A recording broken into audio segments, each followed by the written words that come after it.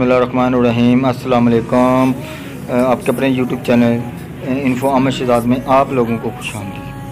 ज़मीन पर एक जन्नत का हसीन टुकड़ा अगर किसी ने देखना हो तो पाकिस्तान के इन इलाकों का दौरा करें और देखिए कि कैसे अल्लाह पाक ने अपनी कुदरत के हुस्न से इन इलाकों को माला माल किया हुआ है।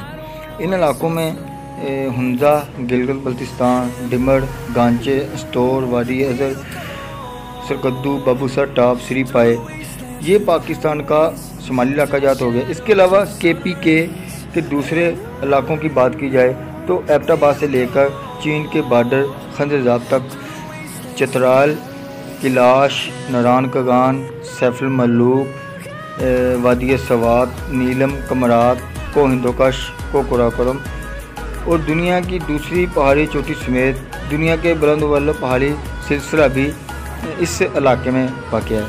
ये हो गए KPK के कुछ खूबसूरत इलाके।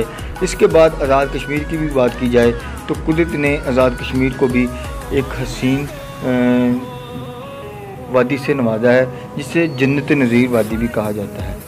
तो पाकिस्तान की खूबसूरती को देखने के लिए इन इलाकों का आप भी दौरा करें और इस वीडियो को एंजॉय करें, देखें कि कैसे लोग इन इलाकों का विज़िट करके एंजॉय कर रहे हैं।